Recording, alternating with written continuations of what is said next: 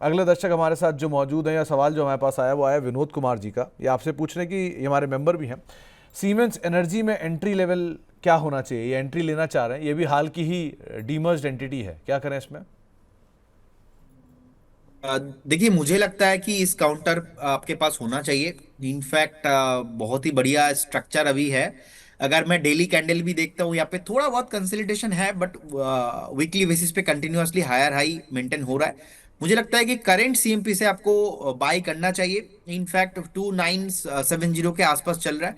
यहाँ पे stop loss जो हो रहा है 2650 के आसपास। तो 2650 एक स्टॉप लॉस मेंटेन कीजिए, बने रहिए। बहुत जल्दी स्टॉक में आपको यहाँ पे 3200 के ऊपर जाता हुआ दिखेंगे। ओके, तो 3200 के ऊपर जा सकता है जल्दी। वैसे भी सीमेंस एनर्जी की हाल की ही डीमर्ज्ड एंटिटी है। सो अभी थोड़ा समय दीजिए, नंबर्स आने दीजिए, बाकी डिटेल आने दीजिए, उसके बाद एक बार को आप ज़्यादा बेटर कॉल ले पाएंगे। इसके अलावा एक ब्रिजेश राय साहब का सवाल आया है सोम डिस्टलरीज को लेकर। 171 रुपये के दाम पर इन्होंने खरीदारी कर रखी है। कैसा लग रहा है आपको सोम डिस्टलरीज? देखिए, चार्ट स्ट्रक्चर सर बहुत बढ़िया है। इनफैक्ट एक पर्टिकुलर इस स्टॉक का ना एक बेसिक कैरेक्टर जो पैटर्न मैंने आइडेंटिफाई किया लास्ट 3 से 4 हफ्ते में, एक है पैटर्न बहुत बढ़िया है लेकिन चलेगा नहीं। एक दिन, 4 दिन, 5 दिन चलता नहीं है, फिर से एक दिन भागता है। फिर से आपका 1-2 हफ्ता टाइम लगाएगा, चलेगा नहीं, फिर से एक दिन भागेगा। तो ये इसका कैरेक्टर ही सर, नेचर ही ऐसा है। तो अभी देखिए, रिसेंटली जो टॉप था ऑलमोस्ट 170 के आसपास, अभी फिर से नीचे आया 159। अभी चला नहीं लास्ट 2-1 दिन। मुझे लगता है कि इसका जो स्टॉप लॉस है 146 होना चाहिए, 146। क्योंकि जिस तरीके से पैटर्न बनाया, जिस तरीके से स्ट्रक्चर बिल्ड हुआ, मुझे लगता है कि हाई पोटेंशियल है चलने का। बने रहिए, पॉजिटिव रिटर्न दिया है बहुत ही। और इनफैक्ट प्रॉफिटेबल कंपनी है, 100 करोड़ के ऊपर प्रॉफिट भी है, 3000 करोड़ के आसपास मार्केट कैप भी है, स्ट्रक्चर बहुत बढ़िया बना है। 185-190 टारगेट इसका बैठ रहा है। लेकिन 4-5 दिन चलता नहीं है, एक दिन चलता है। 146 का स्टॉप लॉस होना चाहिए, बने रहिए। इससे प्रमोटर भी बीच बीच में बाय करता रहता है, शायद उसी के ट्रिगर पे एकदम से उछलता होगा, उसके बाद फिर वापस कूल ऑफ हो जाता है, तो उसके हिसाब से आप देखिएगा। इसके अलावा टेक्समैको रेल, अमोल पवार साहब पूछ रहे हैं, इन्होंने खरीद रखा है शेयर में, अपनी राय दीजिए। 180 रुपये के दाम पे इनकी खरीदारी है। देखिए, टेक्स मैक्रो रेल पे मुझे लगता है कि ये ना अभी चला नहीं है, उतना भागा नहीं है। कि जैसे कि डिफेंस चल चुका था, मुझे लगता है कि रेल उतना अभी भागा नहीं है। सो पर्टिकुलर एक काउंटर भी मेरा बहुत ही फेवरेट है। और मुझे लगता है कि जिस तरीके से फॉर्मेशंस बनाया, बेस कंफर्मेशन हुआ, बेस कंफर्मेशन होने के बाद अभी रैली होना बाकी है। नेक्स्ट जो टारगेट इसका हो रहा है 220 के, 220 से 225 के आसपास, तो बने रहिए। मुझे लगता है कि आपको एक स्टॉप लॉस मेंटेन करना चाहिए 148 के आसपास, 148-150 के आसपास एक स्ट्रॉन्ग सपोर्ट है। मुझे नहीं लगता इसके नीचे जाने वाला है। 220 से 225 बहुत जल्दी, अगर जैसे ही हम देखेंगे कि इंटर सेगमेंट चलेगा, मुझे लगता है कि उस टाइम पे टारगेट आने वाला है। बने रहिए। ये कोलकाता की इसलिए फेवरेट है क्या? नहीं ऐसा नहीं है। जहाँ पे सर ट्रेंड अच्छा होता है, जहाँ पे चार्ट पैटर्न बढ़िया होता है, जहाँ पे प्रॉफिट प्रॉफिट होता है, मार्केट कैप ठीक ठाक रहता है, सेल्स बढ़िया रहता है, तो मैं उसके साथ ही जाना पसंद करता हूँ। बेलगड़िया में इनका हेड ऑफिस है कोलकाता में, और ये काफ़ी पुरानी कंपनी है वहाँ से। इसके अलावा एक एक जिग्नेश जी का बड़ा इंटरेस्टिंग सवाल आया, जिग्नेश बवाड़िया जी का। वो पहले तो आपके प्रशंसक हैं, तो आपसे एक सवाल पूछ रहे हैं कि सर, अगर किसी स्टॉक में मोमेंटम आता है तो चार्ट में कैसे फाइंड करें? देखिए, बहुत सारे लोगों का अलग अलग टेक्निक है। अब मैं जैसे देखता हूँ कि सर, मैं तो पहले, कल मेरे को क्या करना है, मैं तो स्टडी करके रखता हूँ। पहला मोमेंटम पकड़ने के लिए मुझे लगता है कि आप एक बार मूविंग एवरेज का जो है हेल्प लेके देख सकते हो। मुझे लगता है कि कोई भी अगर स्टॉक अपना जो है 100 मूविंग एवरेज के ऊपर, 200 मूविंग एवरेज के ऊपर, 50 मूविंग एवरेज के ऊपर, 20 मूविंग एवरेज के ऊपर, इनफैक्ट 5 डेज, बहुत ही शॉर्ट टाइम फ्रेम में 5 डेज मूविंग एवरेज के ऊपर क्रॉस, बस ब्रेक हो रहा है, बस क्रॉसिंग हो रहा है, उस टाइम पे अगर आपने आइडेंटिफाई कर पाया, तो ये आपके लिए बहुत ही हेल्पफुल हो सकता है। सो ऐसे अलग अलग इंडिकेटर्स है, बट मूविंग एवरेज से आप अलग अलग इंडिकेटर, इतना इंडिकेटर मार्केट पे है, सब इंडिकेटर आप पढ़ाई करके कैंडलस्टिक जान के, उतना मुझे नहीं लगता कि, जैसे कि मैंने जब इनिशियल स्टार्ट किया था, मैंने तो ऐसे ही खुद से प्रैक्टिस किया था। बाद में मैंने सीएमटी किया, तो उसके बाद मैंने एमबीए फाइनेंस किया, उसके बाद उससे पहले मैंने बीकॉम किया। मेरे पास एनआईएसएम का 5 सर्टिफिकेशन है। मैं तो आईआईएम कलकत्ता भी पास आउट हूँ, कल मेरा डिग्री सर्टिफिकेशन हो गया। तो ये मैंने बाद में किया, लेकिन आई बिलीव जो मेरा लर्निंग हुआ वो लाइव मार्केट देख के हुआ। तो लाइव मार्केट देखने के कंपेयर में तो सर और कुछ हो ही नहीं सकता। वो बुक का ज्ञान सर, दो एक बुक, बहुत सारे लोगों का ऐसा भी मानना है कि मैं बुक पढ़ के बहुत कुछ होगा, लेकिन मैं इसमें बहुत ही एग्रेसिव हूँ, क्योंकि मैंने बुक पढ़ के नहीं सीखा, तो मैं बुक प्रमोट भी नहीं करता। मैं तो बोलूंगा आप निफ्टी 50 के जितने स्टॉक्स है, 50 स्टॉक आप डेली देखिए। आप एक बार सुबह ओपनिंग प्राइस देखिए, क्लोजिंग प्राइस देखिए, और डेली शोज देखता रहिए। आपके अंदर ना वो स्टॉक आइडेंटिफाई करने का जो एबिलिटी है ना, वो आ जाएगा कि बिहेवियर क्या है। बिहेवियर को पकड़ो, साइकोलॉजी को पकड़ो। साइकोलॉजी 70%, टेक्निकल फंडामेंटल तो सर मुझे लगता है कि 30-40%, बाकी है साइकोलॉजी। तो आपको एक तरीका बताया है प्रदीप सर ने, आप उसके हिसाब से अपनी रणनीति बना सकते हैं। और जो भी आएगा, चाहे नॉलेज हो, चाहे किताब से हो, चाहे चार्ट से हो, चाहे मोमेंटम से हो, उसको लगेगा समय, तो वो समय आपको एटलीस्ट देना पड़ेगा। सबसे ज़रूरी चीज़ समय है आपके लिए। आगे बढ़ते हैं, एक और दर्शक हमारे साथ मौजूद हैं बातचीत करने के लिए, और हमारे साथ निशिकांत सिंह हैं जो कि दिल्ली से मौजूद हैं। सिंह साहब नमस्कार। नमस्ते सुमित सर। नमस्कार सिंह साहब। जी, मेरा सवाल है सुमित सर की 3085 के रेट पे मैंने वॉरी एनर्जी बाई किए हैं, करीब 100 शेयर है मेरे पास। ओके। कल असल में अंशुल जैन सर ने बोला था कि अभी हो सकता है ब्रेकआउट, बट मेरी गलती है, मैंने प्रीएम्प्टिव बाई कर लिया। तो मेरा सवाल ये है कि ब्रेकआउट फेल हो गया है, तो क्या फेल हो गया है और मुझे इसमें होल्ड करना चाहिए या फेल कर देना चाहिए? ओके। निशिकांत सर, कल इसमें खबर आई थी, वो खबर के दम पर भी ये 7% ऊपर आया था। करीब करीब 100 शेयर आपके पास है 3085 पे। तो आप शॉर्ट टर्म ट्रेडर हो सिंह साहब? हाँ, ये ट्रेड तो मैंने शॉर्ट टर्म के लिए ही लिया था। वैसे वारी एनर्जी और है मेरे पास लॉन्ग टर्म के लिए 20 लिए थे मैंने, बट ये तो शॉर्ट टर्म के लिए लिया था मैंने। चलिए, तो क्या करना चाहिए इसमें प्रदीप सर? इन्हें कहाँ स्टॉप लॉस रखना चाहिए अपनी पोजीशन में? अभी क्या करें? देखिए स्टॉक सर, मुझे लगता है कि पोटेंशियल है इसमें, कोई प्रॉब्लम नहीं है, लेकिन शॉर्ट टर्म में ना मैं इसमें कंफर्टेबल नहीं हूँ, क्योंकि इतना वॉलेटाइल है। चलता भी है 8 to 10% चल जाता है, जब नीचे भी आता है 8 to 10% नीचे आ जाता है। तो मेक श्योर इसका बीटा भी बहुत हाई है। तो इसलिए ना इसका स्टॉप लॉस जो इमीडिएट लेवल पे हो रहा है वो है 2925 के आसपास। 2925, 2925 रुपया रहेगा स्टॉप लॉस। आप एक बार बने रहिए, क्योंकि स्टॉक को अगर खराब होना था तो आई बिलीव तो ये तो 2000 के आसपास जो एक बॉटम बनाया था वहां से ऊपर ही नहीं आता। उसके बाद इसका भी 200 भी डीएमए देखेंगे, ऑलमोस्ट 2600 के आसपास है, उसके ऊपर सस्टेन बहुत जोर से आया। अभी बीच में क्या हुआ, लास्ट 4 से 5 हफ्ता थोड़ा कंसोलिडेशन कर रहा था, तो उसके बाद भी ब्रेकआउट आया।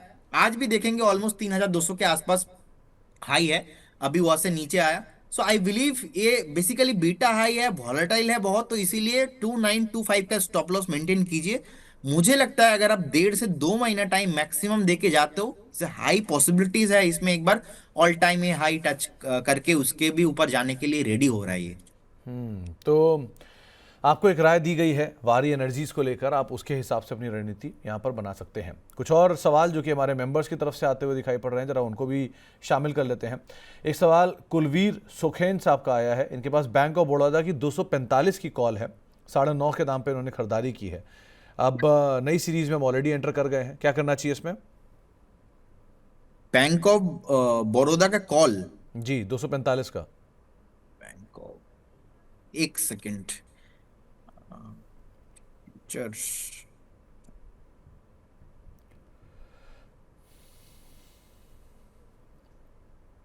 अभी इसका प्राइस चल रहा है ऑलमोस्ट 9 रुपीज के आसपास। जी, वहीं इनकी खरीदारी भी है तो हाँ, 9 रुपीज के 9.45 पे। आसपास चल रहा है। मुझे लगता है कि आपको एक बार एक स्टॉप लॉस मेंटेन करना चाहिए, जो आज का डे लो पे ही है ऑलमोस्ट 7.35। आप मैक्सिमम 7 रुपीज पे एक स्टॉप लॉस मेंटेन कीजिए और बने रह सकते हो। क्योंकि कॉल फ्यूचर ऑप्शंस में बहुत ही रिस्की होता है। और अभी एक चीज देखिए, अब देखेंगे कि इसका जो चार्ट पैटर्न भी, बेसिकली ऑप्शंस पे क्या चार्ट पैटर्न देखे, लेकिन फिर भी मुझे लगता है कि आज का है, नेक्स्ट सीरीज का है सर। इन्होंने अभी ये मेंशन नहीं किया कहीं पर भी, अज्यूम कर रहा हूँ कि इसी सीरीज का होगा शायद ये। इसी सीरीज का होगा तो मुझे लगता है कि एक बार आपको एग्जिट करना बेटर रहेगा इमीडिएटली लेवल पे, क्योंकि अगर नहीं चला ना तो ये आपका जो है थीटा डीके नहीं हो जाएगा, क्योंकि ऑप्शन जो बेसिकली चलता है टाइम टाइम वैल्यू के ऊपर, उसके बाद थीटा उसके ऊपर, तो ये बेसिकली नहीं चलेगा, आपका अल्टीमेटली लॉस होने वाला है। तो करेंट जोन से एक बार अगर आपका इसी सीरीज का है तो एग्जिट कीजिए, नेक्स्ट सीरीज का है तो फिर आप एक बार बने रह सकते हो। ओके, इसके अलावा जिलोंग इंडियन इस हैंडल से, जो कि हमारे मेंबर भी हैं, इनके हैंडल से एक सवाल आया है कि केएनआर कंस्ट्रक्शन के 3 महीने के लिए क्या अभी बाय किया जा सकता है केएनआर कंस्ट्रक्शन को? देखिए अभी 220 के आसपास चल रहा है, मुझे लगता है कि यहाँ पे एक फॉर्मेशन अभी हो रहा है, अच्छा खासा नीचे भी आ चुका है, मुझे लगता है फॉर्मेशन कंफर्म होगा 230 के ऊपर, 230 जी।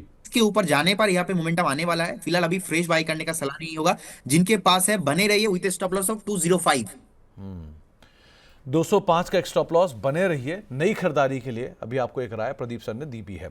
शशि प्रधान जी, ये भी हमारे मेंबर हैं, इन्होंने पूछा है कि आईटीसी होटल पे क्या टारगेट और क्या स्टॉप लॉस मेंटेन करना होगा? देखिए आईटीसी होटल आप देखेंगे ऑलमोस्ट 222 के आसपास चल रहा है, मुझे लगता है कि एक बार स्टॉक का जो आईपीओ हाई है इसके ऊपर बार बार सस्टेन हो रहा है, continuously higher high weekly maintain हो रहा है, मुझे लगता है कि आपको एक बार यहाँ पे स्टॉप लॉस मेंटेन करना चाहिए 205 का, और यहाँ पे जो टारगेट हो रहा है नेक्स्ट 6 से 8 महीने का, मुझे लगता है कि 265 से लेके 270 के आसपास टारगेट बन रहा है, तो बने रहने का सलाह होगा। तो बने रहने की राय आपको दी गई है आईटीसी होटल के संदर्भ में भी। पीके गुप्ता, ये भी हमारे मेंबर हैं, एनआईटी के शेयर हैं, इनके पास 160 रुपए का टारगेट है, ये मान के चल रहे हैं, कब तक? NIT limited right? जी, एनआईटी लिमिटेड। ओके, देखिए 130 के आसपास अभी चल रहा है, बेस के आसपास है, बेसिकली यहाँ पे फॉर्मेशन ज्यादा नहीं हुआ है अभी, कंफर्मेशन नहीं हुआ है, तो बेस जो है वो कंफर्म ना होने के कारण मैं एक बार वेट करूंगा। 117 के आसपास एक स्टॉप लॉस हो रहा है, 140 के ऊपर ये जो है बेस कंफर्म हो जाएंगे, और मुझे लगता है कि 140 के ऊपर आपका जो स्टॉप लॉस होना चाहिए उस टाइम पे 125 में आप इंक्रीज कर देना, लेकिन अभी के लिए आपका जो है बॉटम फॉर्मेशन नहीं हुआ तो फ्रेश बाई करने का सलाह नहीं रहेगा। अगर 140 के ऊपर क्लोजिंग होता है तो उस केस में स्टॉक फिर से 175 185 के आसपास जाने का हाई पोटेंशियल है, लेकिन फ्रेश बाय इस जोन पे नहीं है। तो फ्रेश बाय इस जोन पे एटलीस्ट आप ना करिए, ये आपको एक राय दी गई है। एक और सवाल ले लेते हैं। हमारे पास जो एक सवाल आया है वो है सुरिंदर कौर जी का। इनके पास उज्जीवन फाइनेंस के शेयर हैं 2500 रुपये, 2500 शेयर 43 रुपये के दाम पे, और एनएफएल के 100 शेयर हैं 100 रुपये के दाम पे। क्या किया जाए?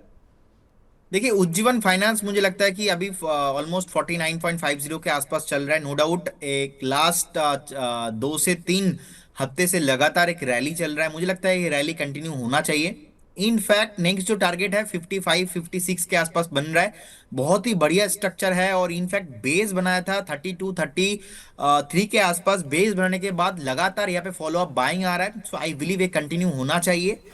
55 रहेगा टारगेट, बने रहिए with A stop loss of 45.50। और एनएफएल राइट, एनएफएल जी। सर मुझे लगता है कि अभी 100 के आसपास चल रहा है, इसमें अभी थोड़ा कंसोलिडेशन बाकी है, क्योंकि रिसेंटली जो लास्ट 4 हफ्ते से नीचे आया टॉप बनाया, ऑलमोस्ट टॉप बनाने के बाद अभी यहाँ पे थोड़ा बहुत टाइम करेक्शन चाहिए, टेक्निकली ज्यादा सपोर्टिव नहीं है अभी, क्योंकि आई बिलीव कि ये 105 के ऊपर सस्टेन करना बहुत ही इंपॉर्टेंट है, 105 107 एक मेजर जोन रहेगा, क्योंकि फंडामेंटली मैं बहुत ही इसको अच्छा मान रहा हूँ, क्योंकि आप देखेंगे ऑलमोस्ट 29% जो है प्रॉफिट ग्रोथ हुआ है, नीट प्रॉफिट भी 184 करोड़ के आसपास हुआ है, ऑलमोस्ट 5,000 करोड़ के आसपास कंपनी है। बस इसका सर प्रॉब्लम है कि डेट बहुत इंक्रीज हुआ है, आप देखेंगे डेट ऑलमोस्ट 2,000 करोड़ के आसपास डेट है इनका, सो यही एक चीज है जो नेगेटिव मुझे लग रहा है, और प्राइस एक्शन दोनों के लिए, इसीलिए थोड़ा मैं इसमें अवॉइड करने का सलाह दूंगा, फ्रेश बाई ना करे तो अच्छा है, लेकिन जिनके पास है 105 के ऊपर यहाँ पे मोमेंटम आने वाला है। 105 के ऊपर मोमेंटम आएगा, तो मैम आप उसको ज़रूर ध्यान रखिएगा। कुछ और सवालों में हमारे पास एक सवाल आया है दीपक त्रिपाठी जी का, मेंबर है ये हमारे। अदानी ग्रीन इन्होंने 993 के दाम पे खरीद रखा है, यहाँ क्या करना चाहिए? नो डाउट बने रहिए, मुझे लगता है कि अभी 1,000 के आसपास चल रहा है, और मैंने तो बार बार अदानी ग्रुप को लेके पॉजिटिव ही रहा हूं, और मैं हर बार बताया हूं कि जिस दिन अदानी ग्रुप टॉप में हो, थोड़ा बहुत 5% 10% उस दिन आप अवॉइड कीजिए, जैसे कि आज 0.25% के आसपास अभी नीचे है, देखिए अभी नहीं, थोड़ा अगर नीचे आता है तो उस टाइम पे आप एवरेज करके जा सकते हो, इज लाइक 960 950 के आसपास। लेकिन अभी जिनके पास है बने रहिए। मार्केट में हमने देखा कि लास्ट 2 हफ्ता 3 हफ्ता लगातार रैली हुआ है, तो इसीलिए इंटर थोड़ा मार्केट में करेक्शन आ रहा है। अदानी ग्रुप में आज थोड़ा सेलिंग प्रेशर देखने को मिल रहा है। मेरे ख्याल से ऐसा लॉन्ग टर्म नेक्स्ट 6 8 महीना 1 साल का भी व्यू मैं अगर बात करूंगा तो उसमें कुछ प्रॉब्लम नहीं है। नेक्स्ट 3 साल का भी कुछ प्रॉब्लम मुझे नहीं दिखता है, मैं पॉजिटिव ही हूँ इसमें। और मुझे लगता है कि यहाँ से फ्रेश 40 to 50% अपसाइड पॉसिबल है। इंडिया का ना नेक्स्ट थीम एनर्जी एंड जो ग्रीन एनर्जी थीम है ना वो होने वाला है। एंड ऑस्ट्रेलिया में अदानी ग्रीन का जो जिस तरीके से अभी एक्सपेंशन चल रहा है, इनफैक्ट लास्ट ईयर एक इवेंट पे मैंने अदानी ग्रीन के जो सीईओ है अमित जी, उनके साथ मेरा मीटिंग हुआ था। मैंने उनको बहुत 1 to 1 क्वेश्चन पूछा था, तो उन्होंने बहुत अच्छे से मुझे एक्सप्लेन किया था कि क्या ग्रीन थीम है और ऑस्ट्रेलिया में क्या क्या प्रोजेक्ट चल रहा है। सो आई बिलीव, देखिए ये तो एक स्टोरी हो गया, but in the point of the valuations, और मुझे लगता है कि अगर ग्रीन थीम में कुछ होना है तो no doubt Adani green energy leader है। आप बने रहिए, आपका एक यहाँ पे स्टॉप लॉस होना चाहिए। अदानी मींस वोलेटिलिटी, तो स्टॉप लॉस होना चाहिए 905। बाई ऑन डीप करके जाइए, 950 960 कभी भी आता है तो उस जोन पे बाय कीजिए। टॉप में नहीं बाय करना, हमेशा अदानी ग्रुप को उस दिन आपको खरीदना है जिस दिन अदानी ग्रुप नीचे रहेगा। तो यहाँ नहीं, कोई गिरावट मिले तो आप खरीदारी करें, लेकिन बने रहने में एटलीस्ट कोई यहाँ पर हार्म नहीं है। विशाल दास साहब का सवाल है कि इनके पास चोलामंडलम फाइनेंस होल्डिंग के शेयर हैं 2100 रुपये के दाम पर, 52 शेयर है, करना क्या चाहिए इसमें? देखिए बेसिकली अभी 1582 के आसपास चल रहा है। सो अभी जिस तरीके से मुझे लगता है कि ब्रेकआउट के आसपास है ना, अभी भी आज फेल हुआ है, क्योंकि आप देखेंगे ऑलमोस्ट 165 416 चोलामंडलम फिन बता रहे हो ना, राइट? होल्डिंग होल्डिंग वाला। होल्डिंग वाला बता रहे हो आप? जी। एक सेकेंड, मैं क्या देख रहा हूँ। चोला होल्डिंग, ओके सॉरी, इसीलिए मैंने एक बार बाद में कंफर्म किया। ओके सो देखिए अभी इसमें ब्रेकआउट आया है, मुझे लगता है कि 2125 के आसपास चल रहा है। एक बेस बनाया ऑलमोस्ट 2000 के आसपास, अभी ऊपर जाना बाकी है।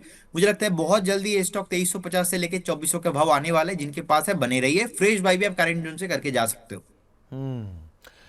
तो आपको चोलामंडलम होल्डिंग को लेकर भी एक राय दी गई है। वैसे भी ये वो स्टॉक है, Cholamandalam finance, Cholamandalam holding, Coromandel international, जो मुरुगप्पा ग्रुप के हाल में ही बढ़िया चलने वाले शेयर, अपने ईयर हाई के आसपास कई सारे शेयर कामकाज भी कर रहे हैं।